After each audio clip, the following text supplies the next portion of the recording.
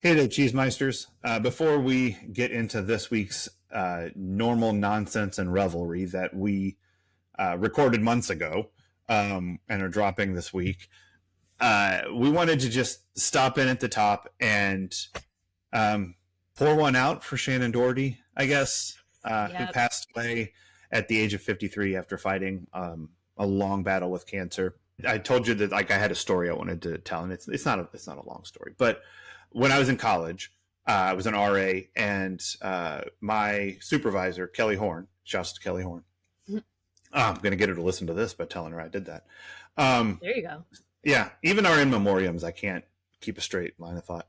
But she wanted all of us to do this self-reflective exercise, like things I've learned, and that was it. No more structure. Yeah. Wasn't like you have to make a PowerPoint or you have to turn in a. So what I did is I took an entire 6.5 feet of paper and I hung it on her door. And on with a big marker, I just wrote a bunch of shit I knew. Like with a name like Smuckers, it has to be good. Like, the Coen brothers are awesome. And just whatever, stuff from songs. And one of the things I wrote was, we all miss Brenda and Dylan just a little bit. Yeah. Because at this point, they were both off the show. I was watching 90210 in my hate watch boots. But, I also was like, I just think it's funny that, like, people, that we're all just sitting there pining about Brenda and Dylan not being on the show anymore. What are they up to? And I had that thought again this morning, with now there being a Luke and Shannon sized hole in the cast of this show. Yeah. And that my silly little feeling about the characters is now kind of a real thing for fans of this show, but for fans of Charmed and all the other, and Heathers and Mallrats and all the stuff that Shannon did. Our House, which I know you'd never watched because it was on before you were born. It's a delightful little family drama where Wilford Brimley is her grandpa. I think I've seen photos of this pop up in my Instagram timeline now. I think it's where I first knew who Shannon was. Was on Our House. I don't think I saw Heathers until I was in high school, and I'd seen her bits and pieces on Little House, I think, but it was Our House. I watched that show when I was 10 or 11. I really enjoyed it. No idea how it holds up. But then it's like, oh, the girl from Our House is on 90210. Yeah. Like, that's what I knew. So for all of the fans of Shannon's work and her advocacy, her very public fight against breast cancer, and many other types of cancers, sadly, as it turned out, for her advocacy for animals, there's a hole. And I think it would have been weird for us to not acknowledge this loss, even though what we do is very silly. It's a weird thing whenever a celebrity dies, because of course we don't know them. Right. Yeah. But we can't help but feel a sadness and a sense of loss. But I'm sure to people close to them, it's very different. I would imagine it's very different for them. But I mean, it's different for them how they see fans reacting to it. Because it's like, because we could wax poetic, and at the end of the day, the truth still is, though, like, we obviously didn't know her. We weren't close to her. Of course not. Spoiler alert, we weren't planning on having her on the show. We would have been so lucky. But at the same time, there is such a strange sense of loss when whose work you have watched and admired and enjoyed. You've been entertained by them. It's so weird when they die. And I think we all have celebrities that hit us more than others, Sure. Yeah. And this is just one. Like, as a new fan, like, this kind of felt like a gut punch this morning. Right. You mean I haven't been on Facebook. I'm certain that I got this sent to me on Facebook multiple times. Yeah. I've gotten at least 3 text messages from people. And you got one. And I was like, welcome to the club of someone who gets a text message when someone from 90210 dies. Yeah. Because, like, my silly fandom of this show is not something I've hidden under a bushel. Like, I let that light shine. And so, like, when Luke died, I got a whole bunch of people on, like, saying, oh, shit. And I'm like, I know that really. And then you hear all the stories about Luke as a person and how just seemingly wonderful he was across the board. Yeah. And you're like, wow, that's a real loss. It really, that sucks for the people who loved him. And we know so much more about the behind the scenes stuff of Shannen because she was so publicly put out there during 90210 that it, like, everyone has, like, they also have an opinion about her as a human, which is not fair because it's bullshit. It's but Shannen is one of those celebrities that if you've watched this show, you have more information than you need. Yeah. And not all of it's accurate. And so your perception is weird and not based in reality. So it was nice that she got to do the podcast she was doing, where she got to talk about her life and herself and, to her be as honest with the world as she possibly could be. And it's very sad that she didn't get to keep doing that because it seemed like that was, it seemed like that held value for her. And that she was getting something out of doing it. She was gearing up to do a Charmed podcast with Holly Maureen Combs. She just announced it on the last one I listened to. Yeah. So, like, this was someone with life left to live and stories left to tell, and it's a shame that she doesn't get to. Absolutely. There's, like you said, there's a hole in the world left by her presence. Yeah. So, R.I.P. Shannen, and now here comes this week's brand of nonsense.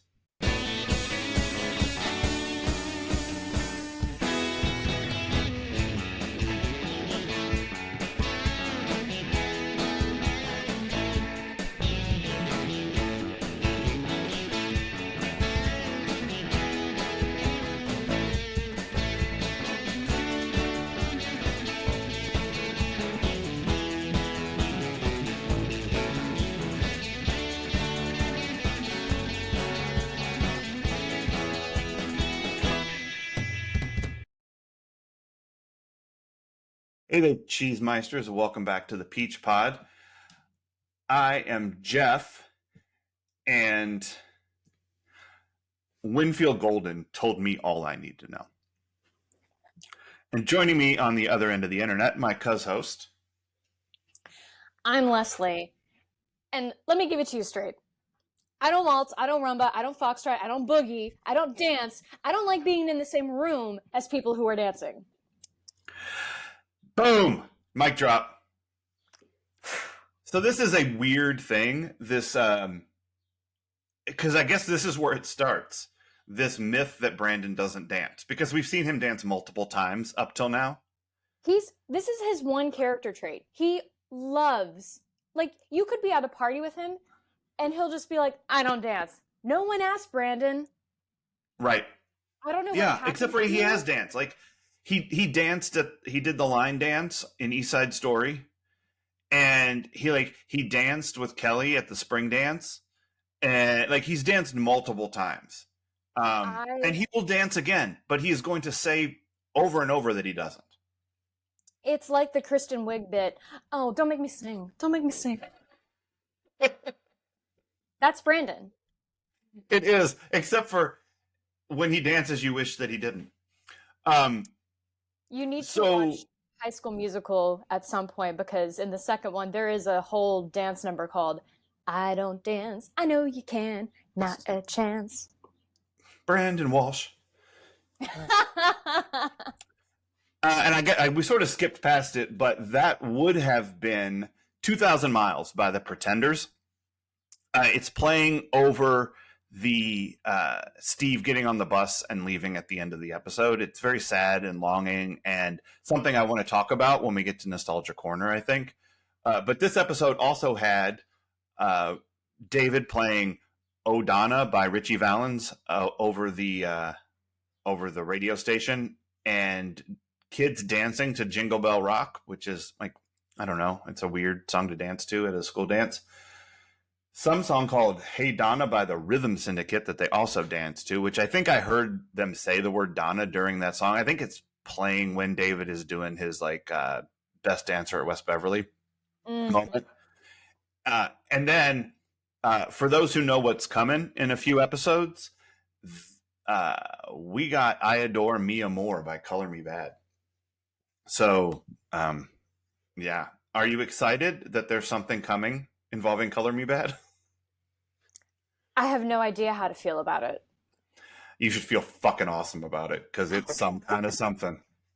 It's one of those, all right, this is what we're doing this episodes, and it's coming up in a few, and it's another one of those ones where a lot of shit happens in it, and most of it is totally ridiculous.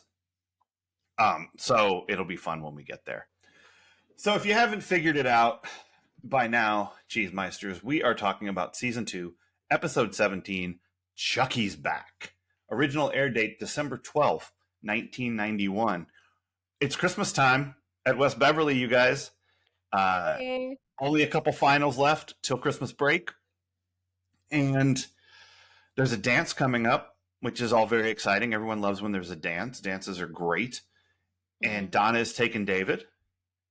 Maybe as friends, maybe not. Depends. Kelly takes a shit on it, like, literally every time it comes up. Whole time. Yeah. She's a little rough on David. And Kelly's going to the dance with Chucky, who we haven't met before. But here's what I liked. Everyone already knew who he was because he went to school there. It wasn't like random new person shows up and we have to deal with him. It's like he's been kicked out of a number of schools, so that sort of explains why we haven't seen him. But everyone there is like, you didn't even talk to Chuck Wilson. Why are you so worked up about this? He's in a whole other wing of the school that we don't see. Yeah. I mean, that's a big school, one assumes. I mean, we only know like 8 people who go there, but it's a big school. And so Chuck's there. Chuck's back. And Steve hates his guts. And Kelly thinks it's because of her. Because, you know, Kelly, center of things. Because they're obsessed with her. Well, I mean, she's blonde. Wouldn't you be? And red lips. Red lips. Oh.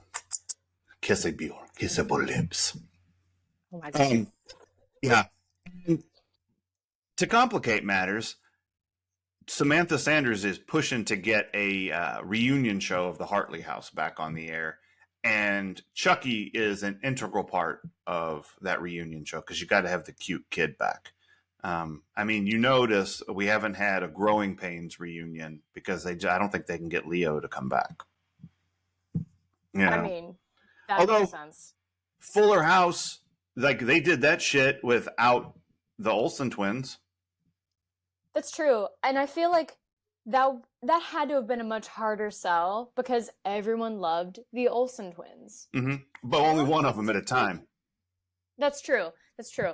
Although by the end, we all knew that they were 2 different people. Right. Because I think finally in like, at some point in the credits, they straight up just have Mary-Kate and Ashley Olsen. Right. Instead of Mary-Kate / Ashley. Yeah. Yeah. Which was always confusing. Yeah. Why does that kid have so many names? Yeah. I wonder, like, here's how I would have pitched that. I would have said, we will credit both of you. We will pay both of you. Only one of you ever has to show up. Which one wants to do it? But that's not how it works for child labor laws. No, I mean now, for the reboot. Oh, got it. Now that they're grown-ups. Yeah, I don't know if they can function making separate decisions. I don't know. I don't want to assume or make fun of them because I think, listen, they walked so Elizabeth Olsen could fly.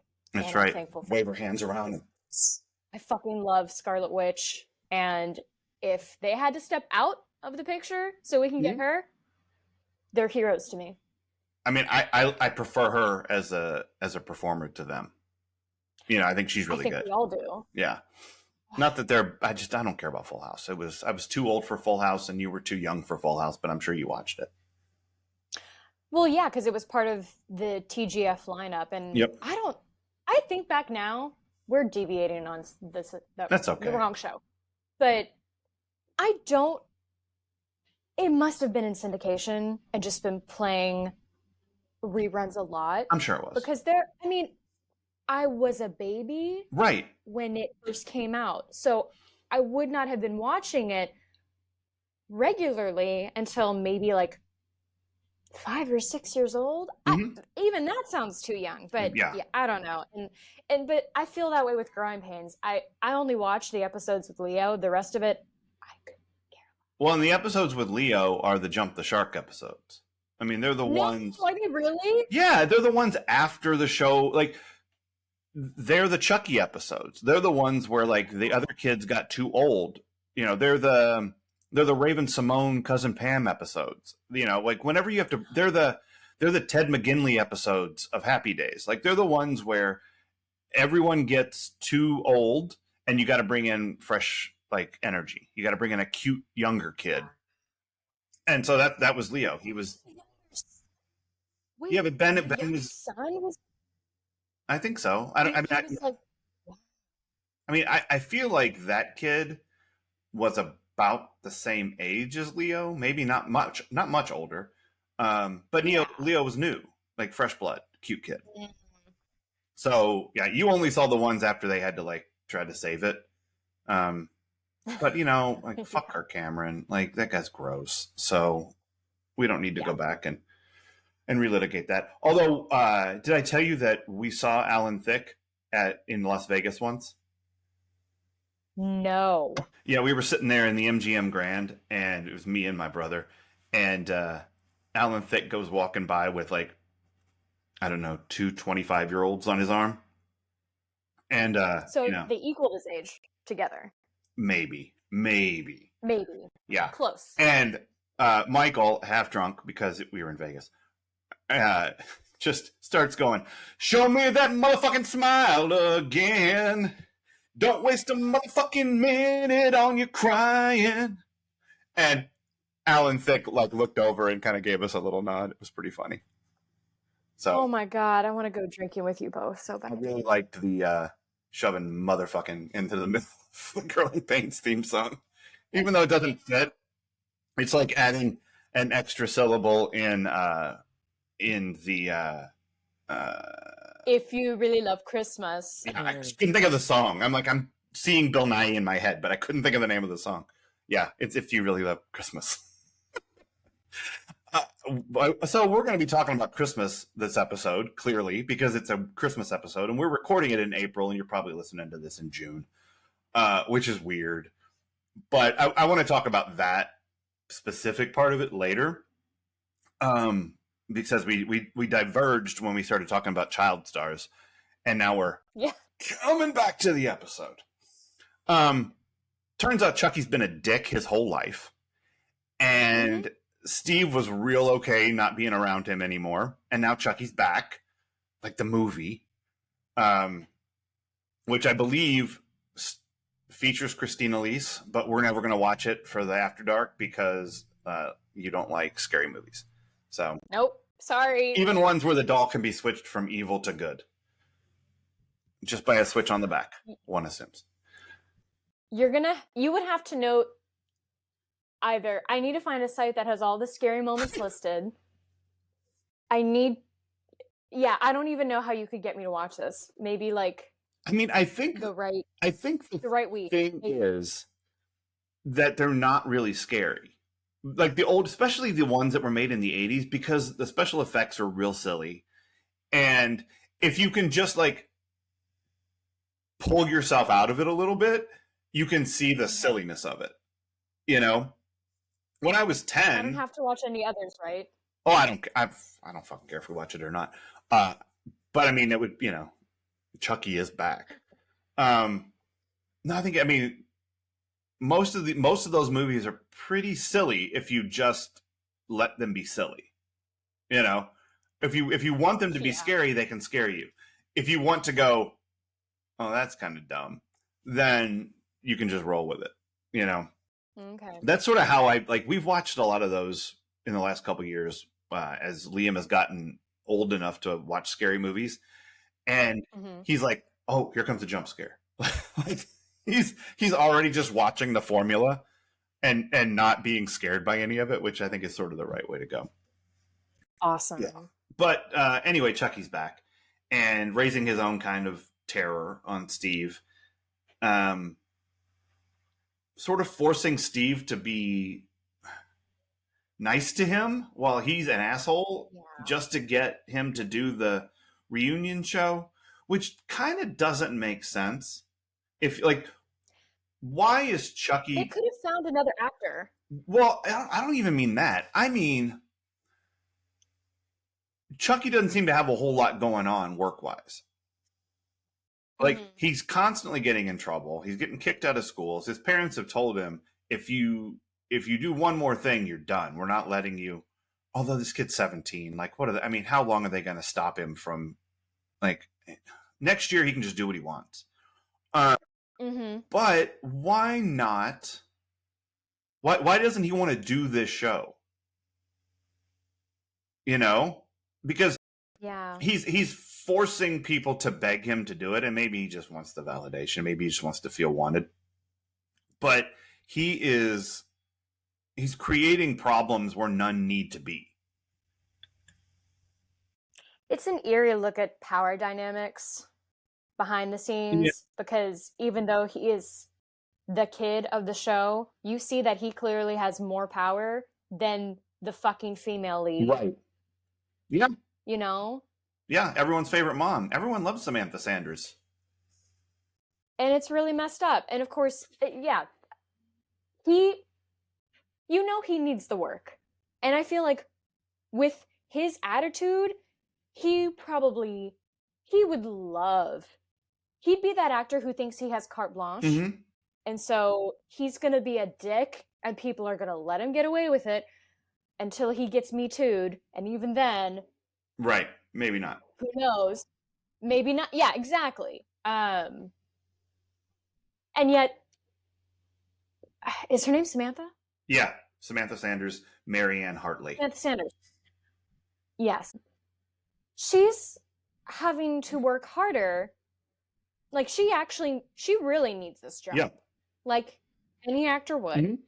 She's actually working to get it up. And then the thing that really made me sad was oh, I'm back to it today. My diet starts today. The camera adds 10 pounds. And I'm like, yeah, none of the men on the show, right, young or old, are thinking about that. No. I do like that she has a seemingly live-in full-time housekeeper chef. I don't know if she really needs this job or not. I mean, I understand she wants it, but if you can afford full-time staff, you're doing okay. Your residual checks aren't matching up with what we now know residual checks are like. Right. But I mean, if she's getting... Unless that alimony's really good. Maybe. I mean, if should be getting syndicate. I mean, I guess she's there. I don't know if they're in... Here's the thing. She's like, this will get us syndication. One episode. Did they really only record 199 episodes? Because I think at the time 200 was the magic number. You get to 200, you're in syndication for sure, and you're in syndication money for a long time. Nice. I can't imagine they only did 199. So it doesn't make any sense to me why this reunion special gets them the syndication dollars.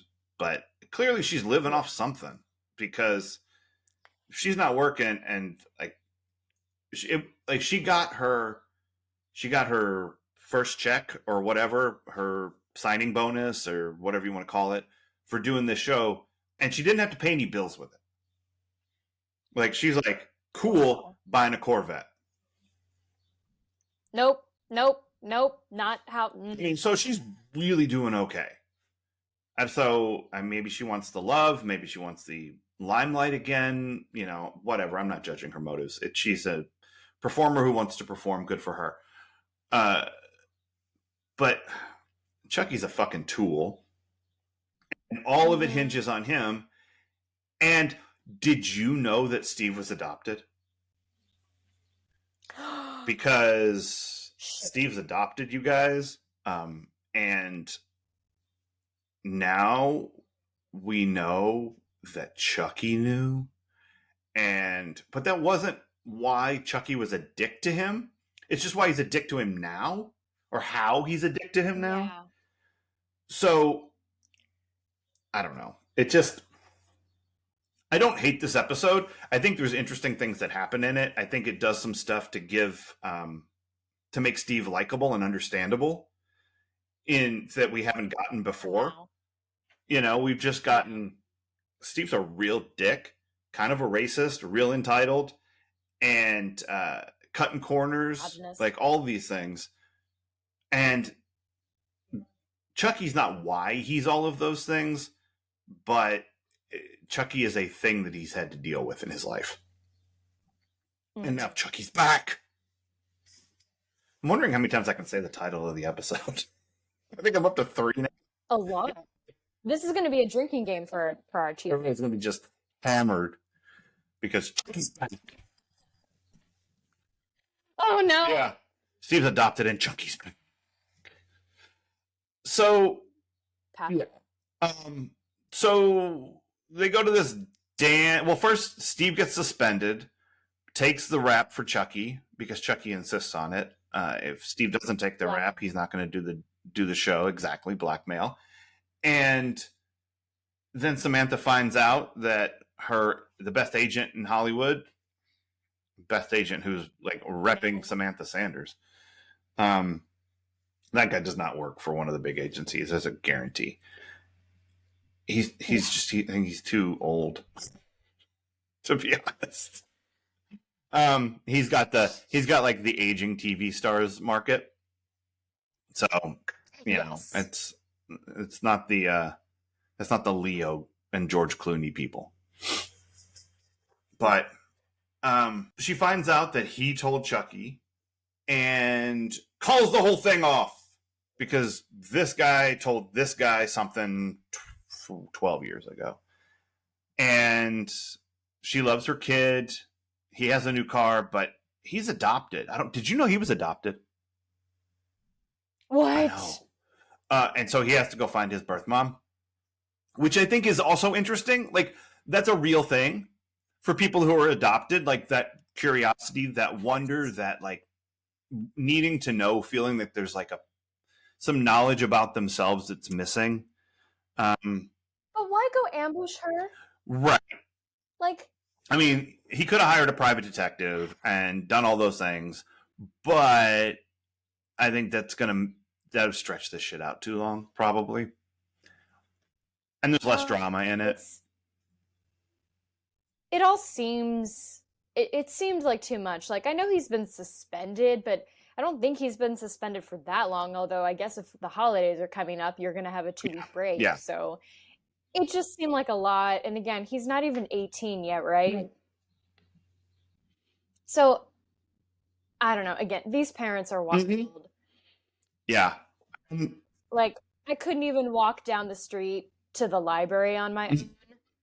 So the fact that he gets to cross state lines, go look for a parent, like a biological parent, it seems really irresponsible. Yeah, alone. Yeah, it's I chose you, damn it.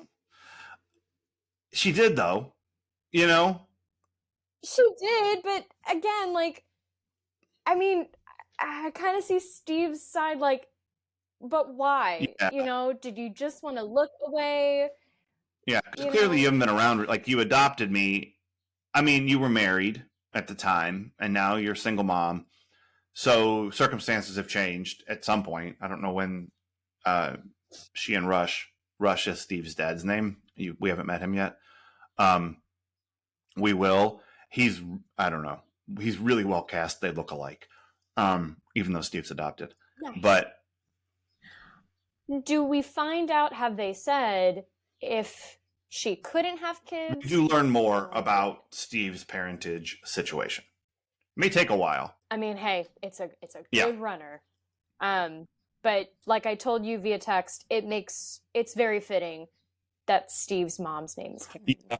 Because he is a It's a thing. So yeah, I don't know. I think there's something too. Why did you just let him get on a bus and, go to Albuquerque? Well, and obviously, like, I know he's gonna come back, but like my partner said, as he wasn't even really watching it, he was just hearing it. He's like, oh, I guess Steve's gone. And I went, no, he's coming back. I've seen the little icon photo for each season. I know it's right. A lot of the actors have been posting like their different looks each season. Ooh. Questionable hairstyles. They were not representing the 90s the best via hair, but we'll come back to that another time. They were in the trend. Anyway, but he noted that sounds like going away forever music. That sounds like leaving the show. Right. Music you were hearing. I didn't know what music you were hearing. I couldn't tell you either because I'm terrible at picking up. You weren't Like, hearing, if I don't know this, but you also weren't hearing the real music. no, but they picked something Right. good enough or close enough that made you feel away. And again, made us feel sadder for Steve leaving than Scott. Everyone standing there looking at the bus looked so much sadder than looking at a casket. I mean, it was weird because we just don't give a shit about Scott. We totally moved on. I mean, David, it's been a month ish. No, 2 months. You know what? I'll be Halloween. nicer. They're teens. They suppressed it. You can't suppress that shit. It could come back. I having lived it, I think it's really hard. You do find a way to do stuff, but it's, I don't know. I'd feel less this way if I think we ever saw David deal with it again in any kind of way. There is some Scott related stuff next season, but it takes turns. It's different, and David's not. Yeah, it's fucking weird. Anyway, we're getting ahead of ourselves. It seems like it's a tough episode to talk about. Like, Yeah, I don't know. like it doesn't. It's not sparking conversation. Like, Well, it focuses on the side characters, which is interesting, and gives us more meat on those characters' bones. Like, instead of just Steve being this asshole guy who just occasionally just does dumb shit, he's a guy who has trauma that he's still processing. And instead of Donna being, the girl who, like, I don't know, smoked a cigarette once because she got a bad grade on a test, and David being like this total geek, like, they've been building. I mean, we talked about this. They've been building to this moment with David and Donna since like episode 2 of this season. Like since episode 2 or 3, whenever it was that they, I guess it was 5. Well, Yeah, the Romeo and Juliet thing. Season episode 5. So they've been building to it for a while, and it's nice that like we're finally seeing the culmination of that. So I do like that. Like, that's the thing that I remember in this episode, and I was kind of hoping you were going to go with, I'm very proud to be going to the dance with the best dancer at West Beverly, because that's the line from this episode that sticks to me.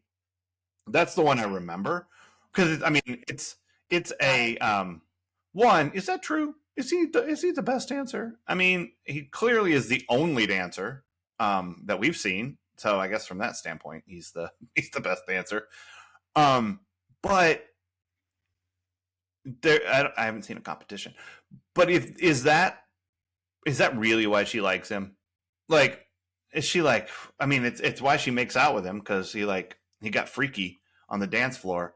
Kind of looked up her skirt a little bit while he was dancing, and like she kind of pulls it down, which was funny. Yeah. Not much to pull down. It's a black mini.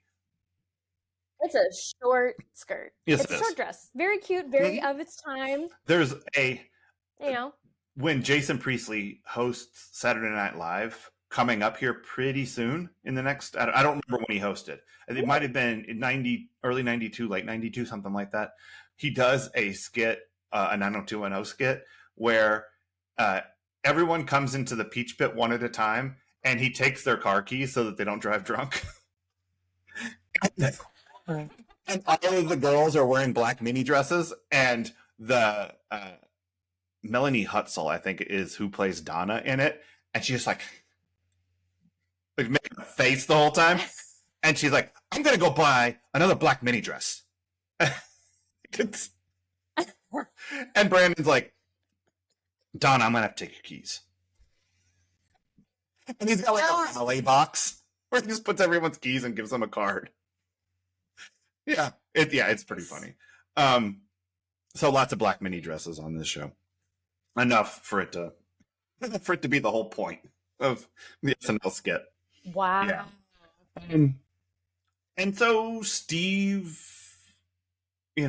leaves to go find his real mom.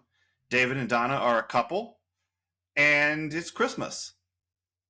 And that's what the episode's about.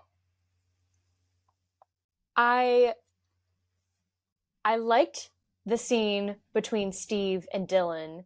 Yeah. The odd friendship that they are now cultivating. I never told you. I liked that. I know. I liked Silent Night playing in the background because, the best Christmas carols leave you feeling a little sad.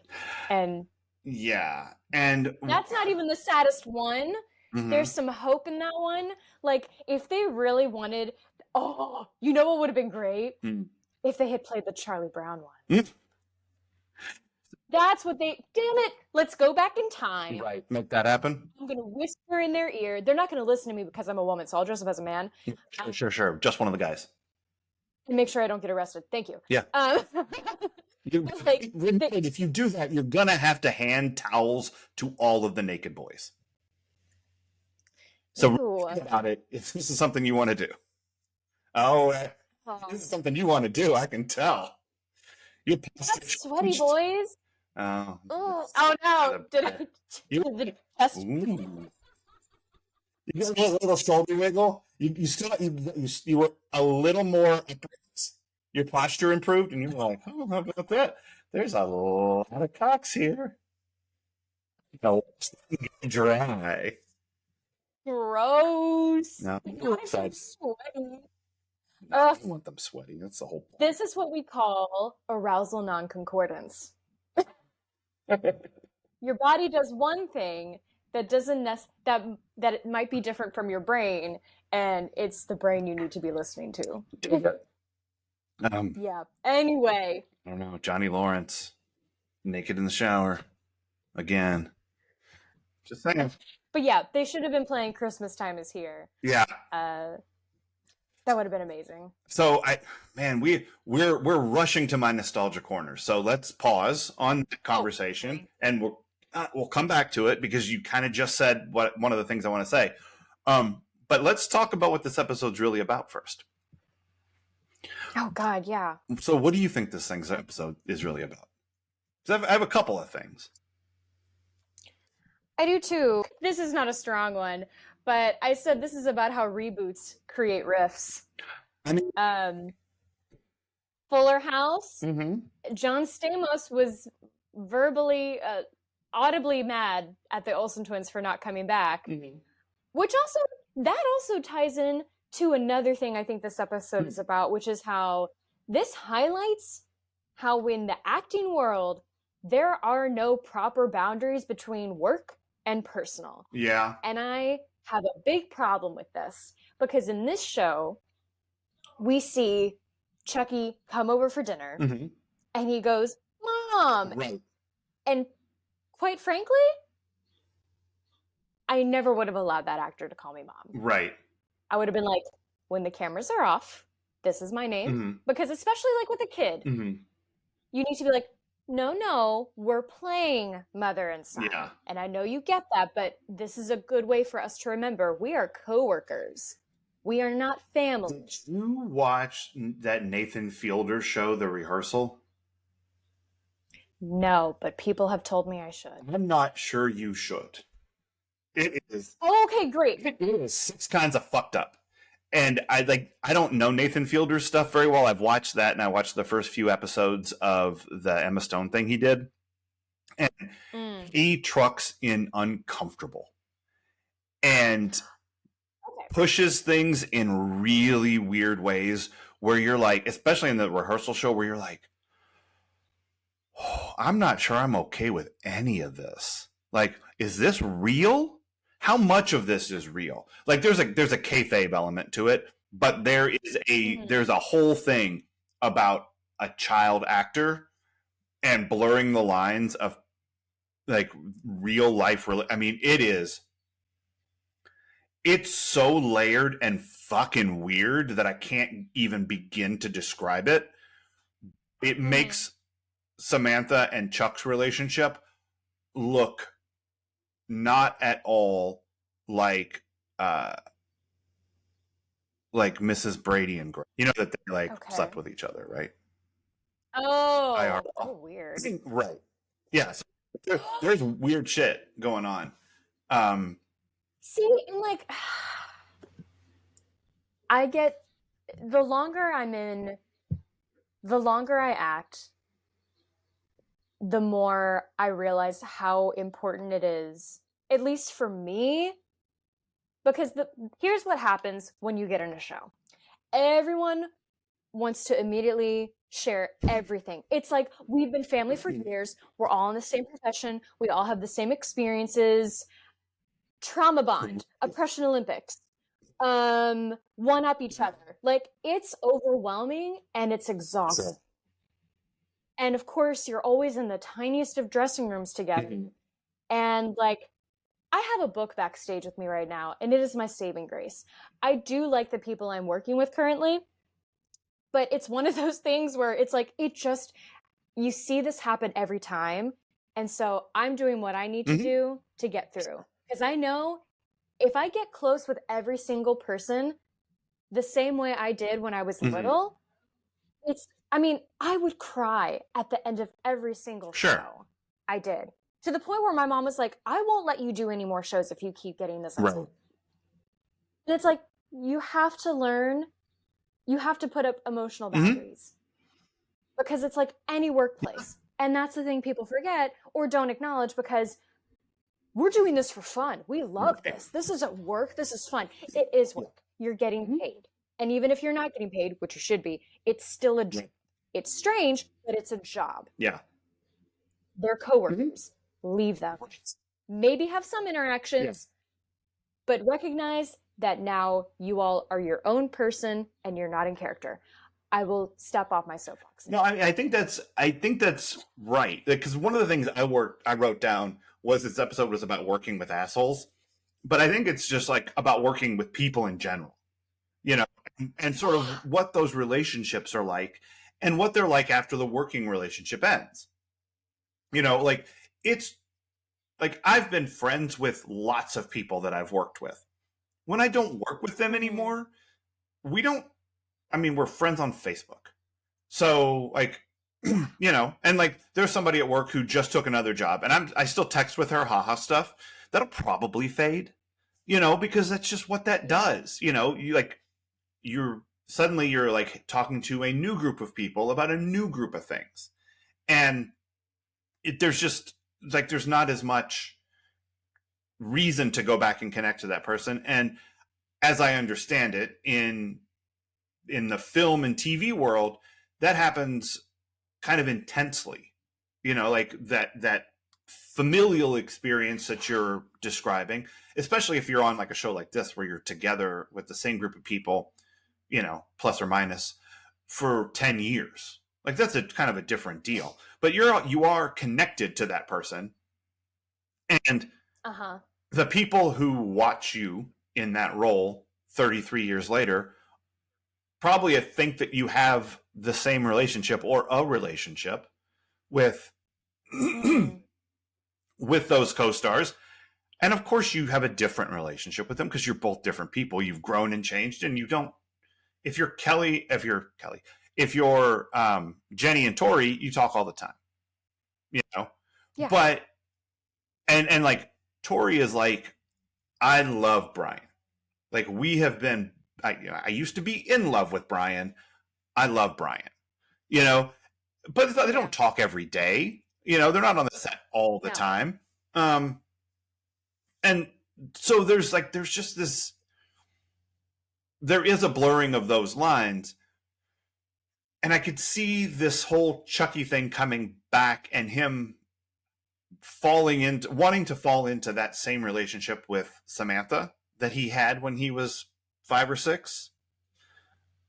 But now it looks like it's in a diabolical way. I mean, it kind of always seems like it.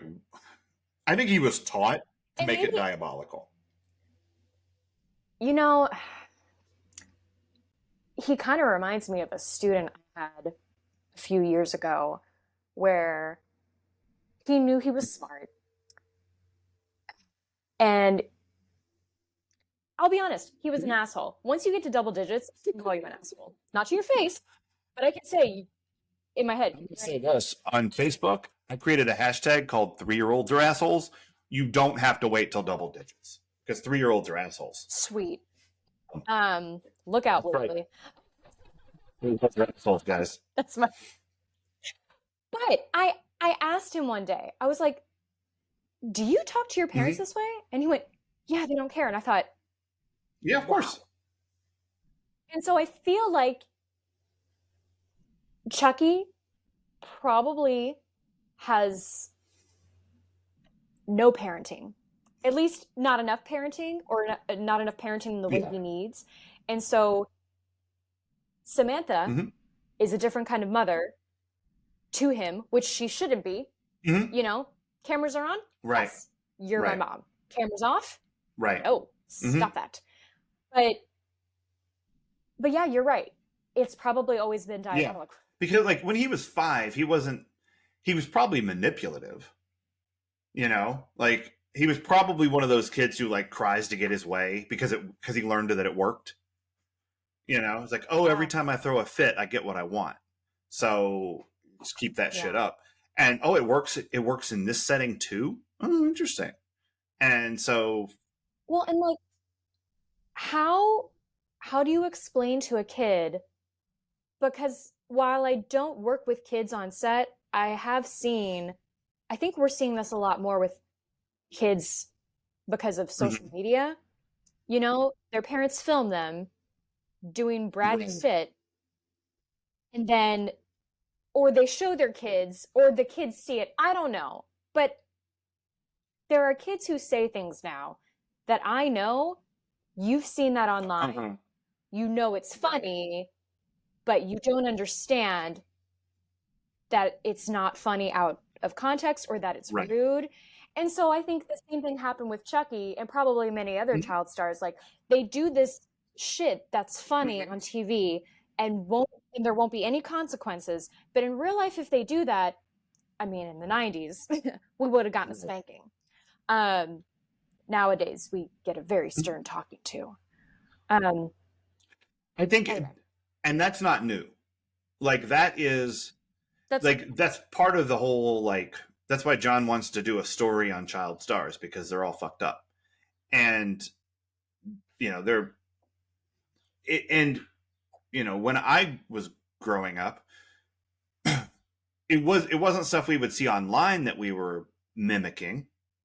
It was stuff we were seeing on TV or in movies or in music that we would see was funny and do and not realize that we were acting inappropriately until we were corrected. How rude. Yeah, exactly. Like, that kid's a shithead, you know? Yeah. Like that little Tanner girl, she sucks. Like, you're such an asshole. And that's true of all of the cute kids. Like, I don't think Rudy was such an asshole. But like, what you talking about, Willis? Yeah, Arnold was kind of an asshole. You know, I mean, he I don't know. I don't want to get into a whole discussion about Different Strokes because there's some shit going on there. And I bet you didn't watch it. So No, I missed that on Nick at Night. yeah, I watched that in real time. Like I liked Different Strokes was funny. It was. I mean, I liked it when I was a kid. I liked it when I was a kid. I don't think it would hold up now because most comedies don't. Like most comedies age weird, and aren't as funny as they were in the moment because just mores change. Wasn't that the one where a black child is adopted by a white man? Not just one child, two. Oh, okay. Arnold and Willis. Amber knows. Well, Justice for Willis. Because what you have to understand is that the world don't move to the beat of just one drum. What might be right for you may not be right for some. A man is born, he's a man of means. And then along come two, they got nothing but their genes. But they got different strokes it takes. Different strokes it takes. Different strokes to move the world. Everybody's got a special kind of story. Everybody finds a way to shine. It doesn't matter that you got not a lot. So what? They'll have theirs, you'll have yours, and I'll have mine. And together we'll be fine. Because it takes different strokes. It takes different strokes. It takes different strokes to move the world. Yes, it does. It takes different strokes to move the world. I know the words to a lot of 80s theme songs. I watched a lot of TV. Yeah. Yeah, I don't know.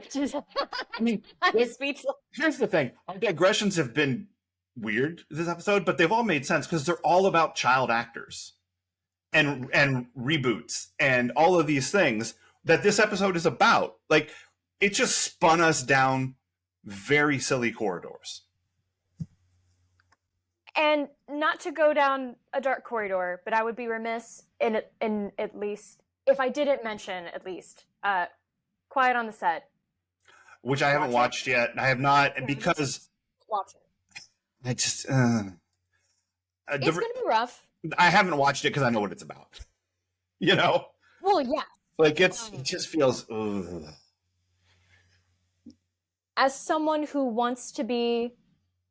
I haven't done this research yet, but I would like to be a child advocate on set. Mm-hmm. Because I've done it once, but backstage, and it's just something I would like to do more. Yeah. But that's not even what we need more of. I won't get into it all, but I think it's very important for people to watch. But again, like, take care of yourself first, Right. people. Yeah. Because it's really heavy shit. Yeah. Yeah. And that's why I haven't plunked myself down to watch it. So I will at some point, I think. But yeah, it's not the thing.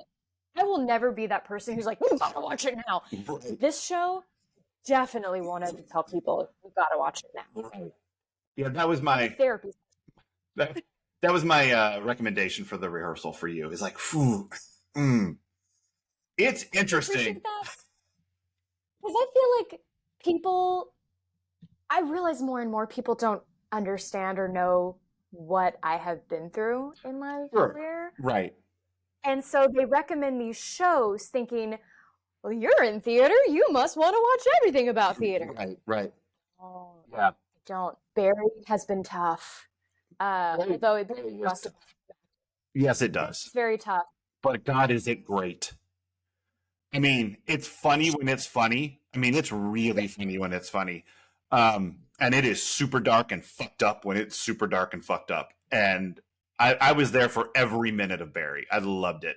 Our other cousin, Bill, like Bill Hader could come on this podcast and be a cuz host because we've never met him, but he is a cousin of ours. So teach me the way to make my impressions better.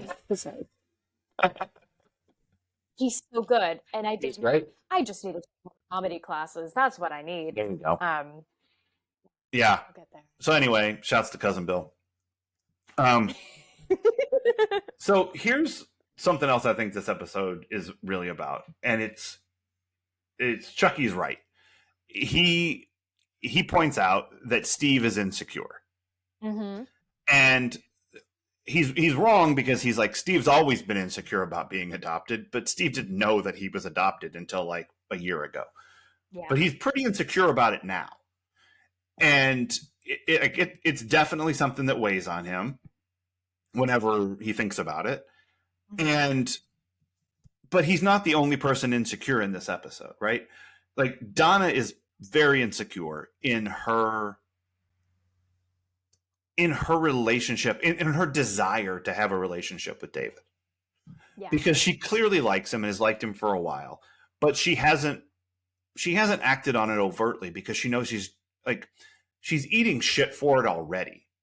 Yeah. And it's not even like, it's not a full-blown thing. Everyone can see it, and that's why Kelly's been picking on her about it for weeks, because Kelly sees it. She knows that this is going on. Donna, but she's giving her shit about it because that's what they do. They give people shit about David because David's a geek.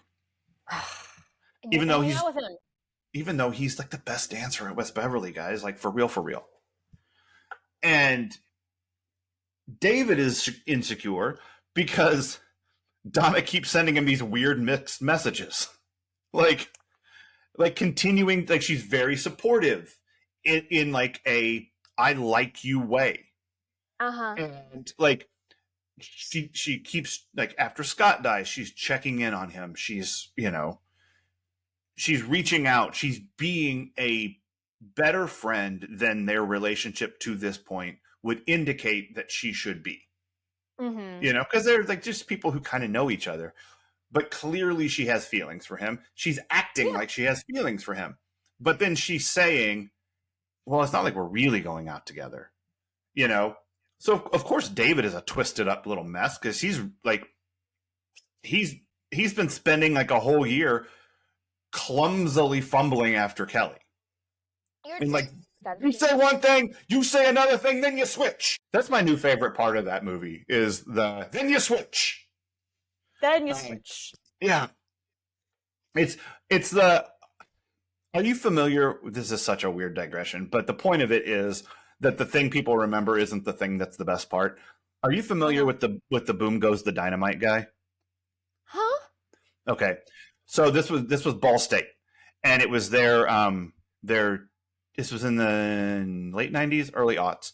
And there's a guy doing he's doing like a Sports Center clip for like the college news channel. Okay. And he is he's calling out the highlights of a basketball game. And he has very clearly only planned one thing to say. And that thing is when the guy hits the three-pointer at the end that he goes, boom goes the dynamite. That's what he planned. Everything up to that is a disaster. Because he's like, gets the rebound, passes it to the man. Passes it to the man is the funniest fucking thing in the whole skit, in the whole bit. Wow. And it's not a bit. He's like, he's doing his best. He's inexperienced, and he should have a whole script he's reading with this and like identifying the players and all of these things. But all he's really got is boom goes the dynamite. And everything up to that is just bad. But the only thing people remember is, and boom goes the dynamite. But what they should remember is passes it to the man. Because passes it to the man is hilarious. That is, I don't even know who he just passed it to. Yeah. Like, I don't know the name of either of those people. All I know is that he passed it to the man. He passes it to the man. And so that's the thing that tickles me about that. And for Rebel Without a Cause, it's you're tearing me apart. But no one remembers, and then you switch. Yeah. Which to me is like that's the best part of the whole thing. Oh, God. I could do a whole episode. Samantha's insecure. Random quotes. On what? I could do a whole episode of random quotes and people being like, Yeah. you're quoting? That's what this is from? Anyway. Uh-huh. Yep. No, we do that here all the time. You do. Better fly. I'm in and out. Yeah, it was foul. So Samantha is insecure about her career, right?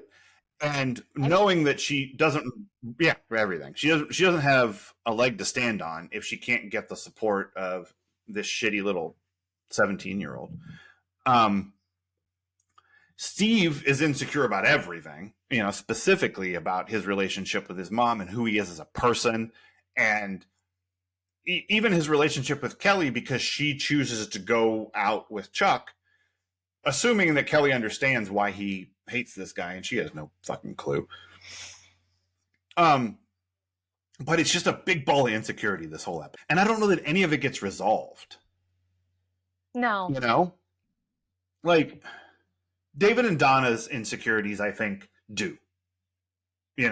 Because for now, I mean, it's a relationship, so, it's going to be ups and downs and whatever's. But, like, she grabs David and just in front of everybody just goes to town. Because she's like, fuck it. I like this guy. I am no longer going to pretend that I don't. Mm-hmm. And David's like, fuck yes. Like, David's in it now, and he's excited, and he's got a girl, and, and everybody sees it, and everybody approves of it, right? Like, Steve is like, hi-ho, Silver. Yeah. And Dylan is like, thumbs up for David, and like everyone's feeling real good about that. Yeah. But they're sad about Steve's insecurities. And, and then Steve gets on a very sad bus to go to Albuquerque and visit Walter White, presumably. Or the cast of High School Musical. Was that in Albuquerque too? Yeah. Okay. Here's what I know about Albuquerque. ALBUQUERQUE. Oh, I was scared you were about to sing the Weird Al song because Walter loved that song. No, I was just. Do you know the movie Roxanne? Yes, haven't seen it. Wait, no, It's that's really not true. good. I'm pretty sure an ex had me watch it, and I have blocked out that along with most of the relationship. Understood. It's a good movie. But there's a scene towards the end where Rick Rossovich, who's like the hunky fireman guy, spells Albuquerque real fast because it was a bar bet that he just learned it. And because I saw that movie so many times, now I can spell Albuquerque really fast. That's like me with Avenue Q and Schadenfreude. Oh, do they spell Schadenfreude? Yeah. SCHADENFREUDE.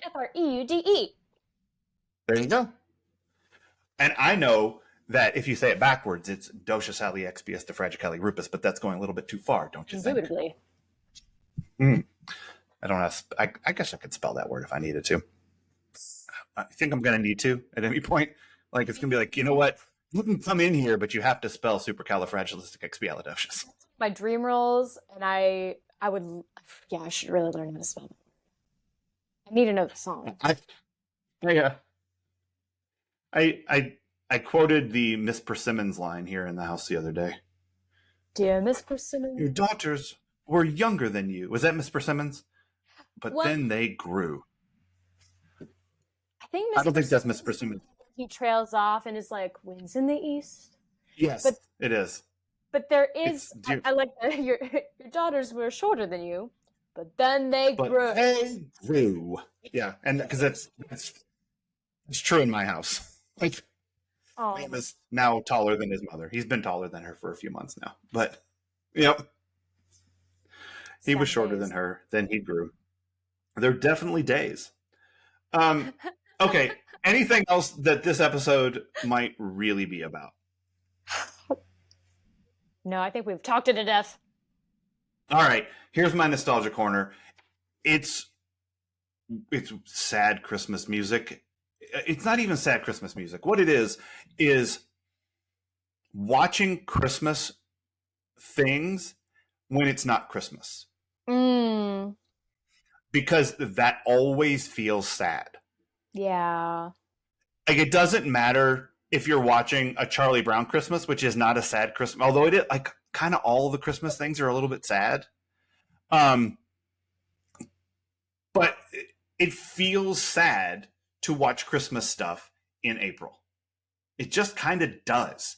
And then they layer sad shit. Well, I did. Some things you bought in Christmas season. I'm just sorry. I did go pay my taxes yesterday. So IRS, thumbs up for you guys. You're getting your cash. But this episode is sad. Like, it ends on a down note. And the song that they play in the episode is 2,000 Miles by the Pretenders, which is like a very sad Christmas song. You know, it's like, he'll be back at Christmas time. And like, I don't know, you aren't familiar with the song, I'm guessing. But like, if you listen to it, like, Chrissie Hynde's voice is very plaintive in this song. And it's melancholy. And to feel winter sadness in April is like kind of nice in a weird way. Huh. You know what I mean? Like, I don't love it. Yeah. But it is like, it's this comforting thing that happens. And because that's sort of the point of all Christmas music or Christmas shows. They're all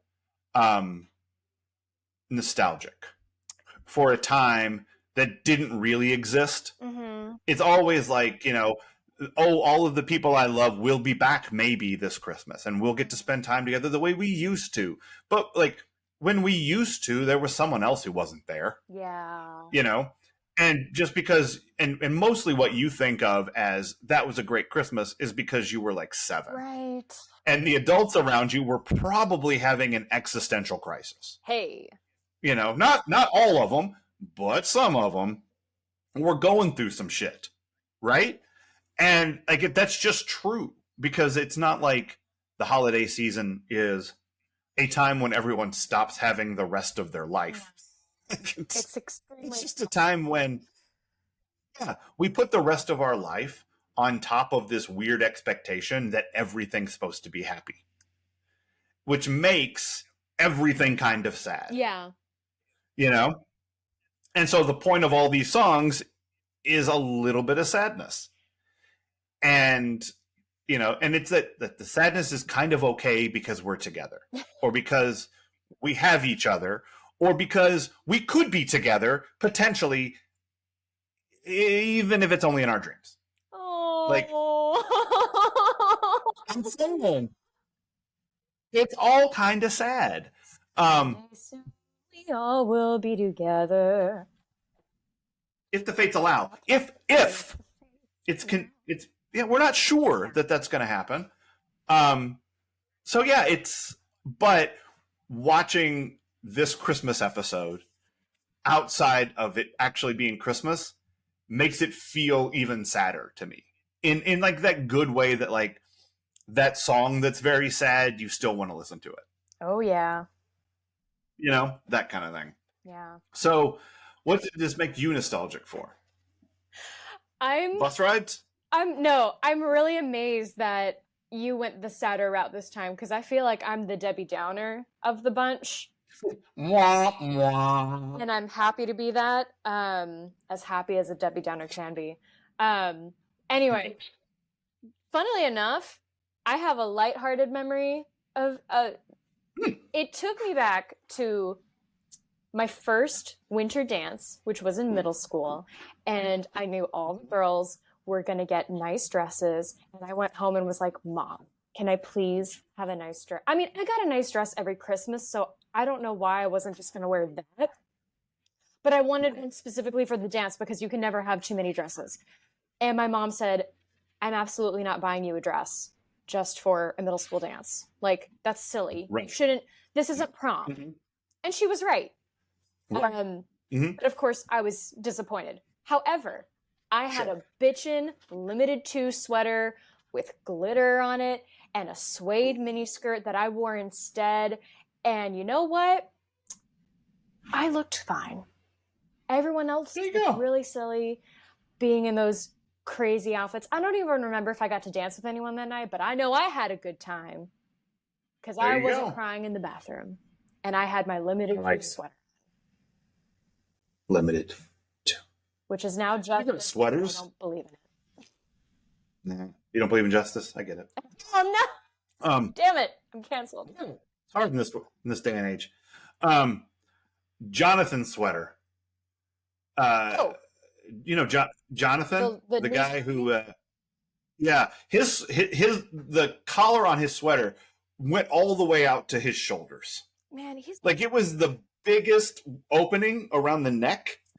It was such a that was not a style. I don't know what that guy was up to, but it was weird looking. That's a perfect segue into our Steve Sanders worst person of the episode. Oh, yeah. Who is your Steve Sanders Memorial worst person of the episode? I really wanted it to be John, because John drives me nuts. Maybe, you know what? That's not fair. Chris Suter drives me nuts. John is just an annoying teenage boy. Right. Which is redundant. Sorry, Liam. You're not annoying yet. Well, you got 2 months before he gets to be annoying. When everyone's listening to this, he's probably annoying. Hashtag time machine. But it's got to be Chucky.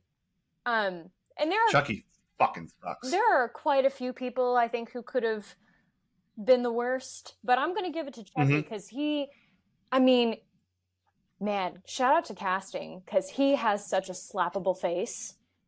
Yeah. Yeah. That kind of actor scares me, and I don't want to work with him. But yeah, he sucks. And he's back. Do you know that? Chucky's back. Not for long. I guarantee we never see him take a drink again. for buddy. Ah. I think that's probably true. Yeah, I don't recall Chucky coming back. But yeah, Chucky does suck. And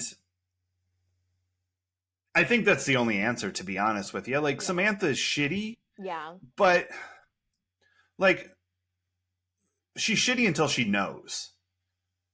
Yeah. And then when she knows, then she capes up for her kid. Yeah. And that's what she's supposed to do.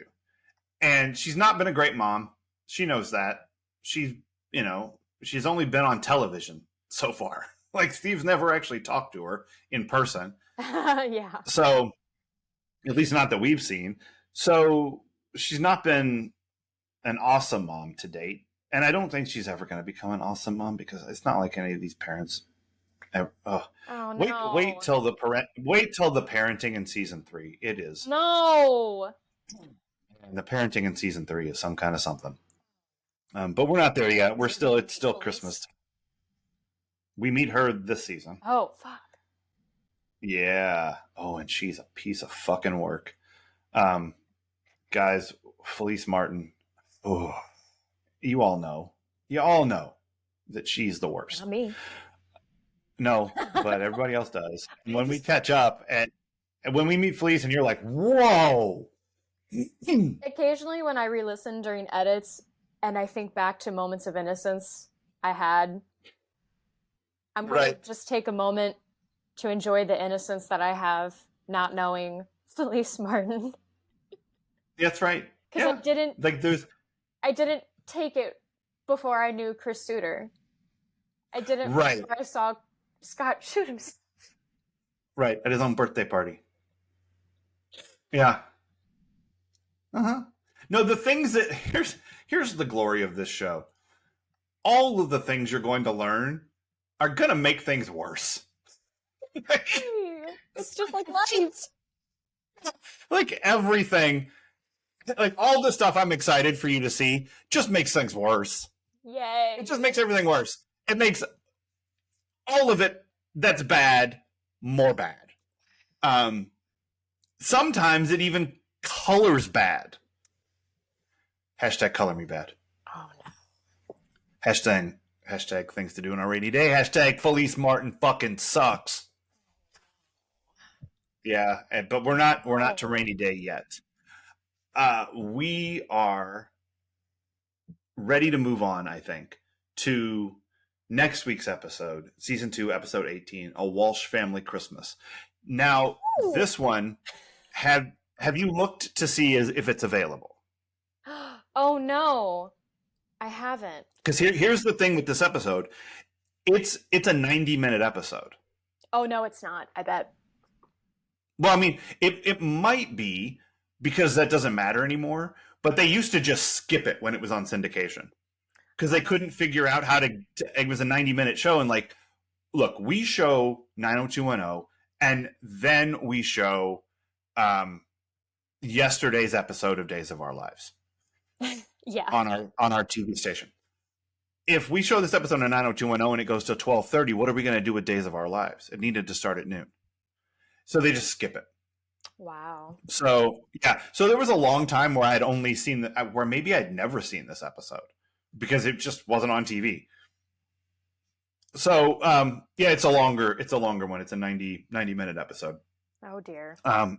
Yep. And we'll dig into it next week, Cheese Meisters. Until then. Bye.